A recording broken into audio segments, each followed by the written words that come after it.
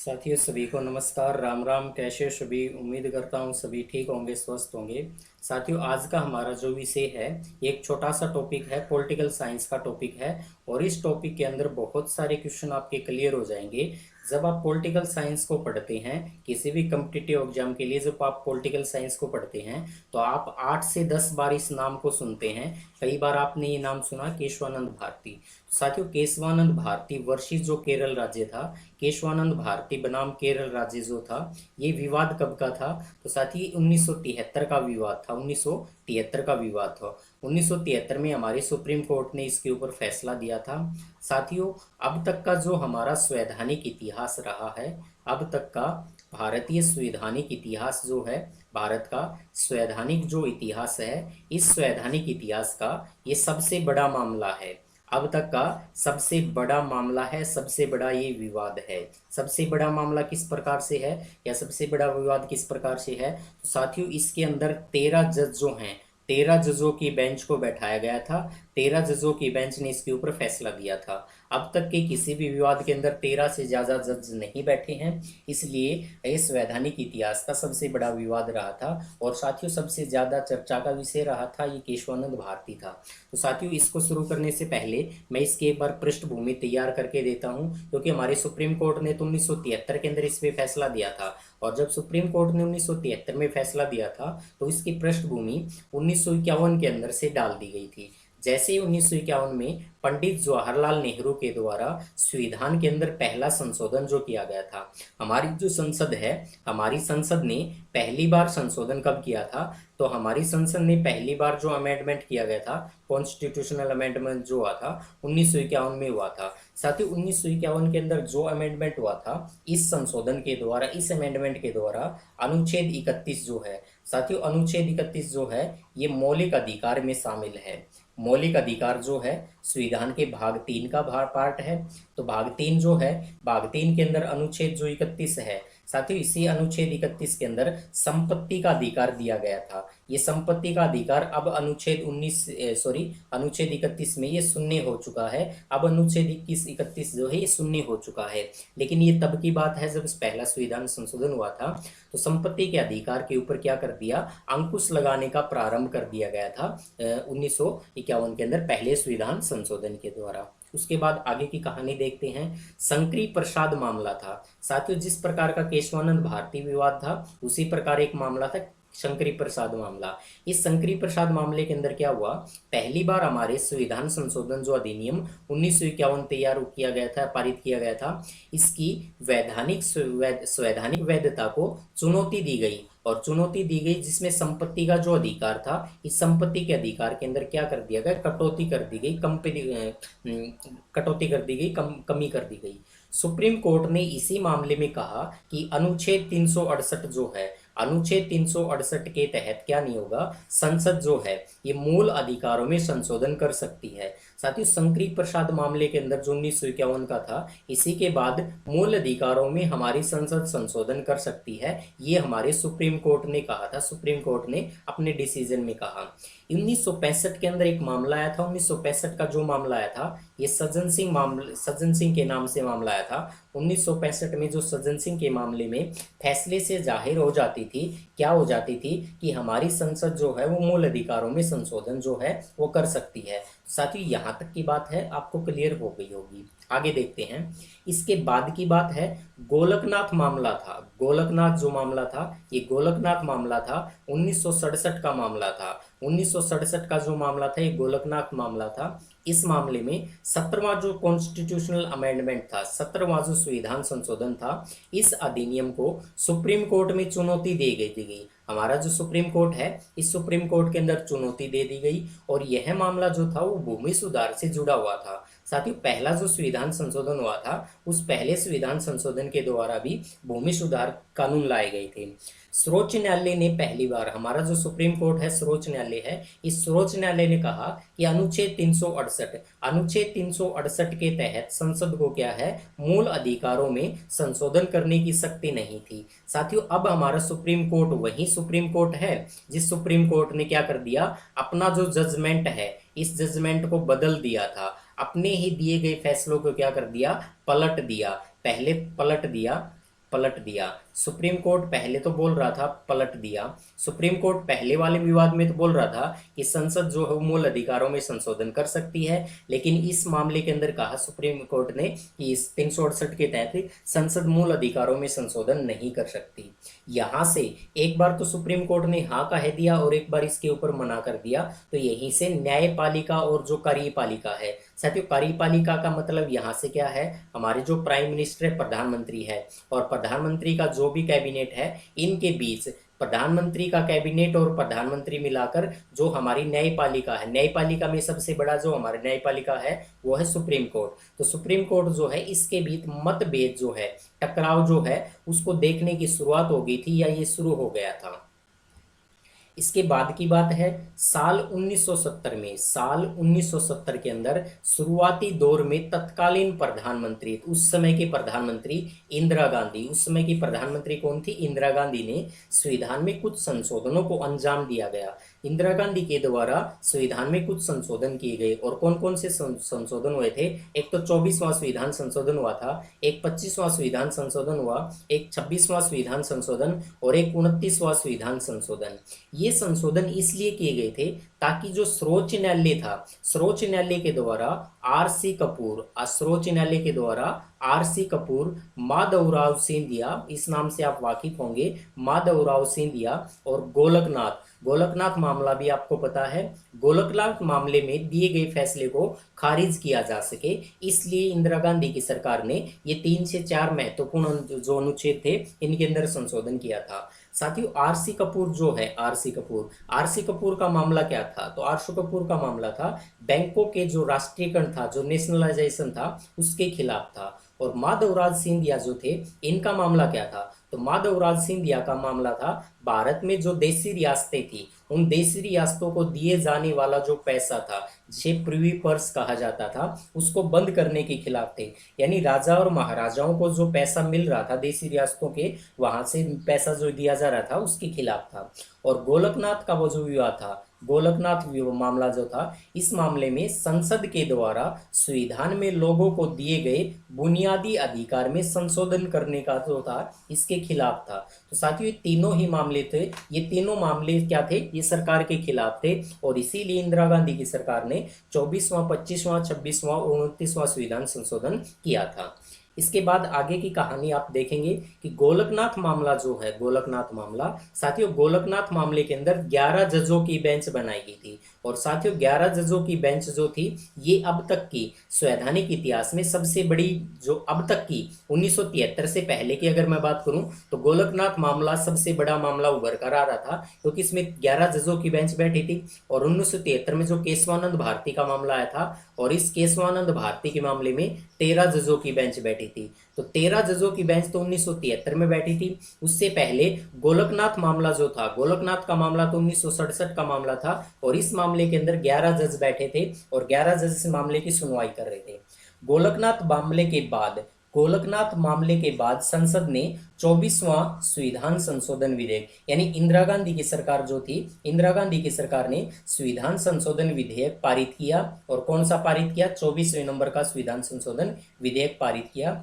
इस अधिनियम में कहा गया कि संसद जो है, संसद मूल अधिकारों में किसी भी प्रकार का संशोधन कर सकती है। तो संसद किसी भी प्रकार का मूल अधिकारों में संशोधन कर सकती थी। ये 24वां कॉन्स्टिट्यूशनल जो अमेंडमेंट था, इससे यह संसद ने कानून बना दिया था, पारित कर दिया था।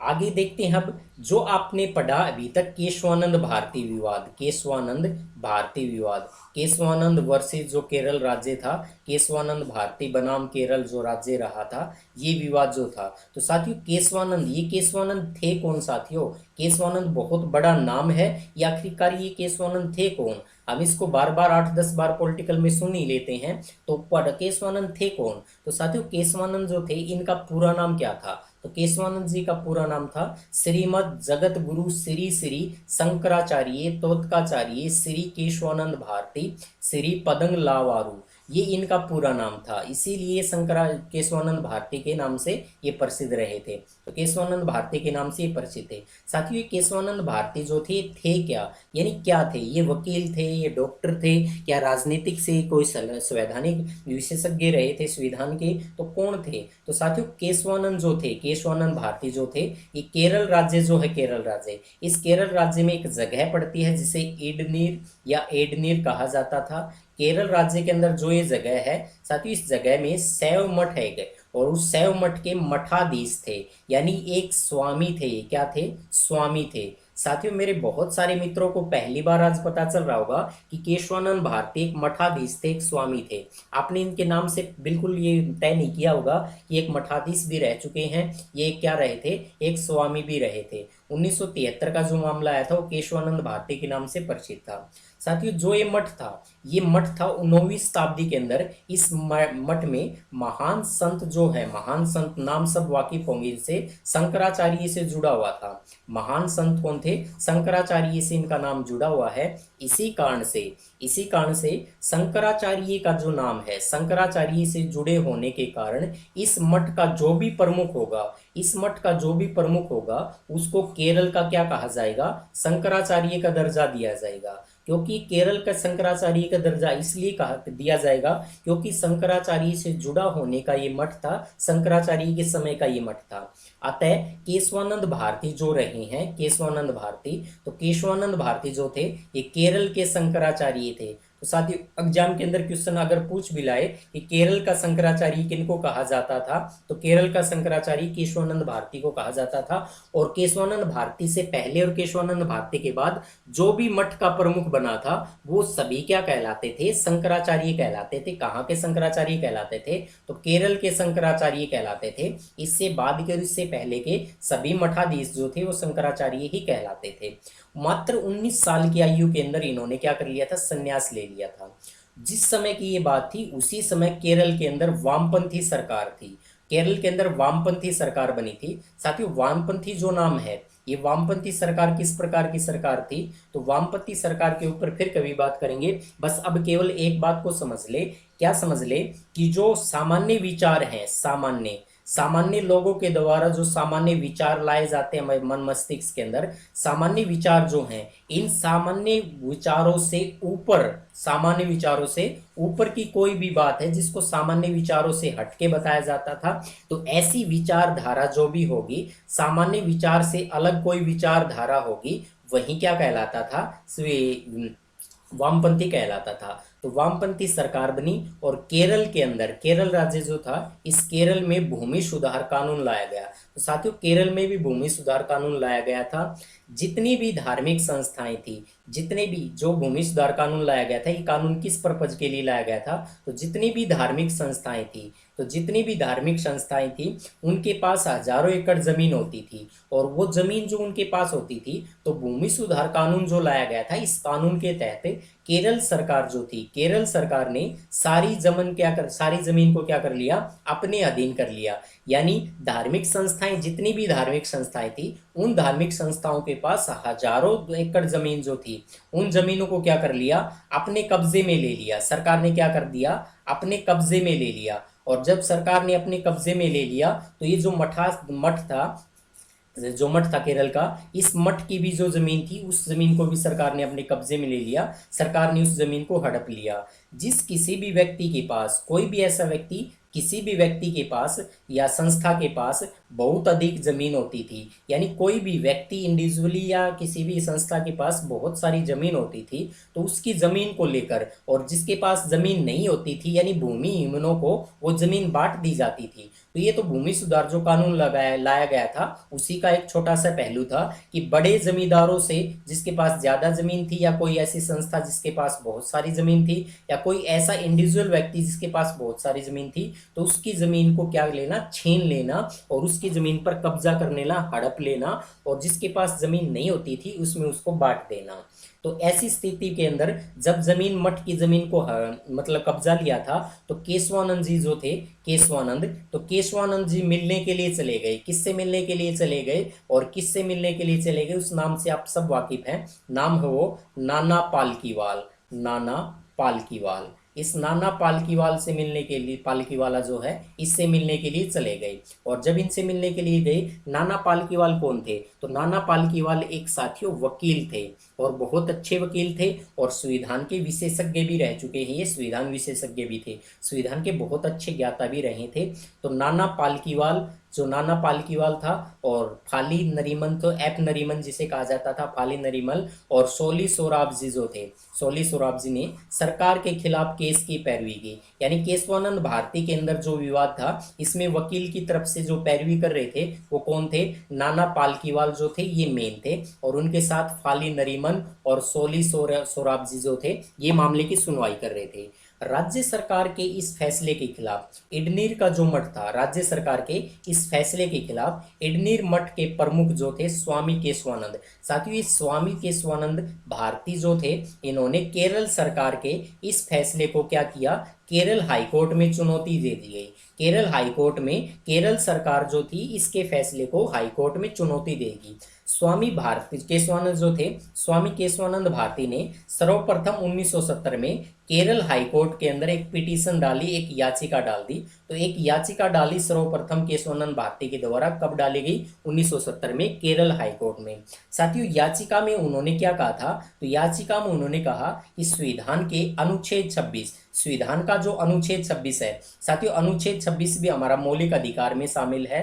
अनुच्छेद 26 क्या है, हमारे मौलिक अधिकार में है, और धार्मिक स्वतंत्रताएं जो उसमें ये शामिल है। कोई धार्मिक अनुच्छेद 26 का हवाला देते हुए अपनी धार्मिक संपत्ति के रखरखाव एवं प्रबंधन का मूल अधिकार दिए जाने की मांग की, और साथ ही साथ केरल जो राज्य था, इस केरल राज्य के भूमि सुधार जो कानून थे इनको भी चुनौती दी गई, किसके द्वारा, जो पिटीशन डाली गई थी, याचिका डाली गई थी उसके द्वारा। आखिरकार बात करते हैं, जो अनुच्छेद 26 का हवाला जो केशवानंद भारती ने दिया था, तो भारतीय संविधान का जो अनुच्छेद 26 है, ये अनुच्छेद 26 क्या कहता है, तो अनुच्छेद 26 के मुताबिक भारत के हर नागरिक को धर्मक्रम के साथ, धर्मक्रम के लिए संस्था बनाने, उनका प्रबंध करने यानी मैनेजमेंट करने, और इस सिलसिले में अपनी चल और अचल संपत्ति, साथियों ध्यान देंगे यहाँ लिखा हुआ है अपनी चल व अचल संपत्ति को जोड़ने का अधिकार है, ये अनुच्छेद 26 के अंदर ये बात दे रखी है। जब ये मामला केरल हाईकोर्ट में गया था, तो केरल हाईकोर्ट का यह मामला आखिरकार सुप्रीम कोर्ट में चला गया, क्योंकि केशवानंद भारती जो थे ये केरल हाईकोर्ट के अंदर ये मामला क्या चला गया था, उनके विरुद्ध चला गया था, उनके खिलाफ चला गया था, तो विरुद्ध हो गया था, या कह सकते हैं केशवानंद भारती केरल हाईकोर्ट से मामले को हार गए थे। और मामला आखिरकार कहाँ पहुंच गया, देश की सबसे बड़ी अदालत, देश का सबसे बड़ा कोर्ट सुप्रीम कोर्ट, देश का अपेक्स कोर्ट सुप्रीम कोर्ट में चला गया। देश की शीर्ष अदालत ने क्या पाया, देश की शीर्ष अदालत ने इस मामले में कई संवैधानिक प्रश्न उठा दिए। जो संवैधानिक प्रश्न इससे जुड़े हुए थे उनमें सबसे बड़ा सवाल तो ये था, और कौन सा सवाल सबसे बड़ा था, कि क्या देश की संसद जो है, हमारे देश की जो पार्लियामेंट है, तो पार्लियामेंट के पास संविधान संशोधन के जरिए मौलिक अधिकारों सहित किसी भी अन्य हिस्से में असीमित संशोधन करने का अधिकार है। साथ ही सुप्रीम कोर्ट के सामने ये मामला जो है ये जाके जब खड़ा हुआ, तो सुप्रीम कोर्ट ने इस मामले के अंदर देखा, और देखते ही क्या कहा कि हमारी संसद के पास क्या संविधान संशोधन के जरिए मौलिक अधिकारों सहित किसी भी भाग में, किसी भी हिस्से में, अन्य भाग में या अन्य हिस्सों में असीमित संशोधन का अधिकार है। आगे की बात करते हैं इसके बाद 1972 का अंत, 1972 के अंत में इस मामले को लगातार सुनवाई चलती गई। साथियों जो सुनवाई चली थी वो उसकी 31 अक्टूबर से सुनवाई चली, और 23 मार्च तक 31 अक्टूबर 1972 से लेकर 23 मार्च 1973 तक ये कार्रवाई चली थी, और खत्म हुई थी 23 मार्च को। ये लगातार जो इसके ऊपर मामला के ऊपर जो भी दलील चली थी वो लगभग 68 दिन तक चली थी। साथियों 68 दिन तक इसके ऊपर हमारे सुप्रीम कोर्ट ने क्या किया, सुनवाई की। तो सुप्रीम कोर्ट ने सुनवाई की थी, वो 68 दिन तक इस मामले की सुनवाई की।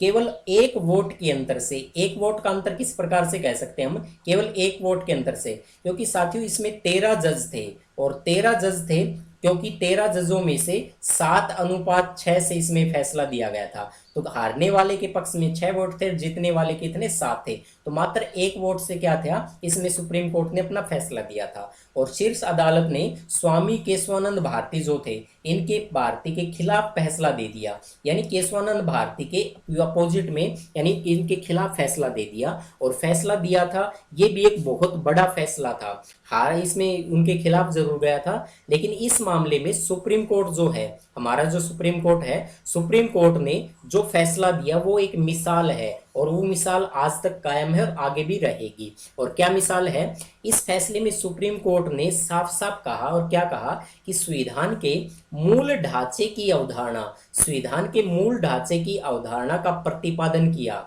ये इसी फैसले में सुप्रीम कोर्ट ने कहा कि संविधान के मूल ढांचा जो है, मूल ढांचा, इसकी अवधारणा का प्रतिपादन किया, जिसे बेसिक स्ट्रक्चर थ्योरी कहा जाता है। Basic structure theory, basic structure, basic structure theory भी कहा जाता है। इसी को बेसिक स्ट्रक्चर थ्योरी बोलते हैं, मूल ढांचा, मूल संविधान का ढांचा बोलते हैं। सुप्रीम कोर्ट ने कहा कि संसद जो है, संसद संविधान के किसी भी भाग में संशोधन तो कर सकती है, किंतु इस प्रकार से संशोधन से संविधान की जो मूल भावना है, बेसिक स्ट्रक्चर जो है, मूल भावना जो है, वो नष्ट नहीं होनी चाहिए।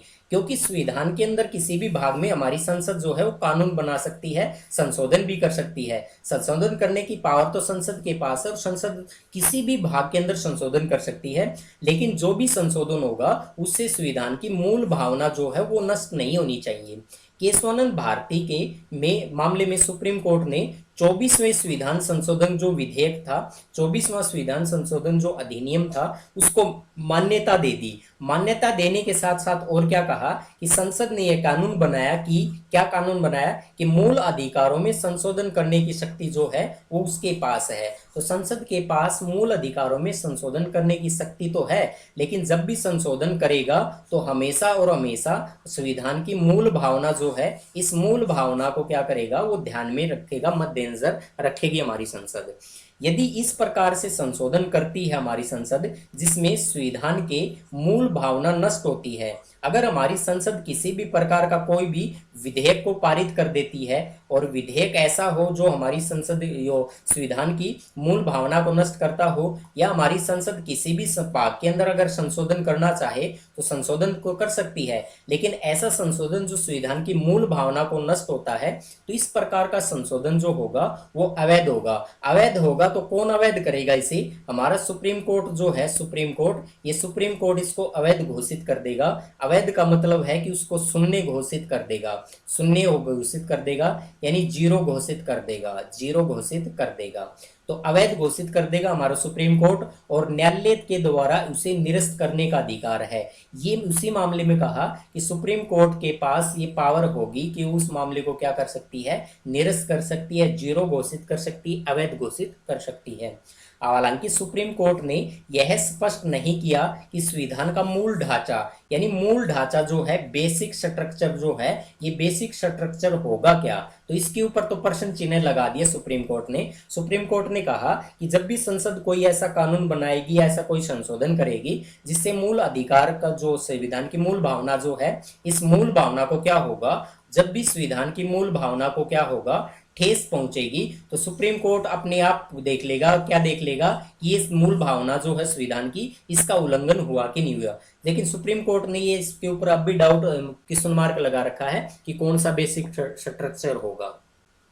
मूल ढांचे में क्या क्या शामिल है, तो साथियों मूल ढांचा जो है, इस मूल ढांचे में शामिल क्या क्या है, तो संविधान की सर्वोच्चता है, मूल अधिकार में शामिल है, क्योंकि सबसे ऊपर संविधान है, ये इसकी मूल ढांचे में शामिल है। केंद्र और राज्यों के बीच जो शक्तियों का विभाजन किया जाता है, ये भी मूल ढांचे के अंदर शामिल है। साथियों पंथ निरपेक्ष जो है, ये भी किसमें है, मूल ढांचे में शामिल है। विधि के समक्ष जो समता है, समानता का जो अधिकार है, ये भी किसमें शामिल है, तो मूल अधिकार, ये मूल ढांचे में शामिल है। तो साथियों इतनी सारी बातें जो हैं, ये मूल ढांचे के अंदर शामिल हैं।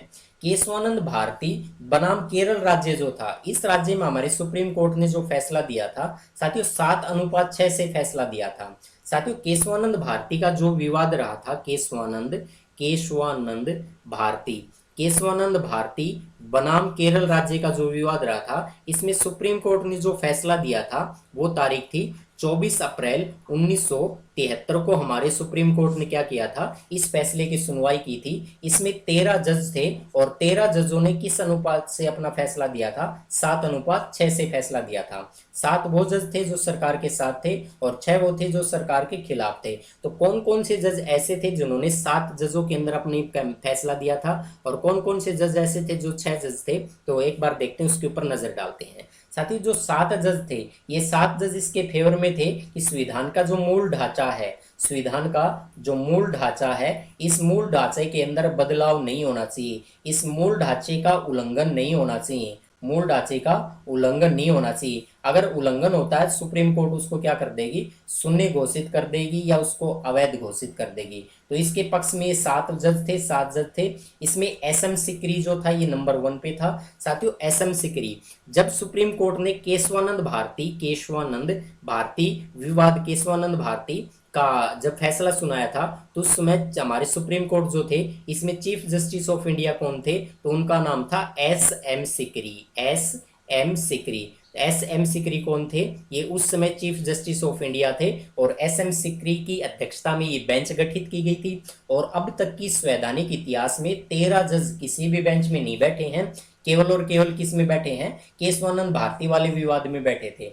इन 13 जजों में शामिल थे 7 एक तरफ थे, जिसमें S M Sikri, justice K S Hegde और A K Mukherjea, K M Shelat और N Grover, P Jaganmohan Reddy, H R Khanna जो हैं, एच आर खान। साथियों ये खान है, यहाँ पर खन्ना कर देना, एच आर खन्ना, ये खन्ना होगा एच आर खन्ना, विनोद खन्ना, राजेश खन्ना वाला, ये वाला खन्ना। तो एच आर खन्ना जो थे ये 7 इनमें शामिल थे। साथियों 6 जज जो थे, 6 जज कौन से थे, जो इस फैसले से नाखुश थे, इस फैसले के क्या थे, फैसले के विरुद्ध में थे। तो ऐसे जज कितने जो इस फैसले के विरुद्ध थे, तो 6 जज थे। कौन कौन थे, जस्टिस ए एन रे, डी डी पालेकर और के मैथ्यू, एम एच बेग और एस एन द्विवेदी और वाई के चंद्रचूड़ जो हैं, ये इसमें शामिल थे। तो साथियों ये था केशवानंद भारती का विवाद। अब तक का केशवानंद भारती विवाद था, ये पूरा का पूरा आपने क्लियर कर लिया है। उम्मीद है इस प्रत्येक बात आपको समझ में आई होगी। अगर साथी वीडियो आपको अच्छी लगे तो इसको शेयर जरूर कर लेना और इस वीडियो को एक बार जरूर देख लेना, इससे आपके बहुत सारे तथ्य क्लियर हो जाएंगे।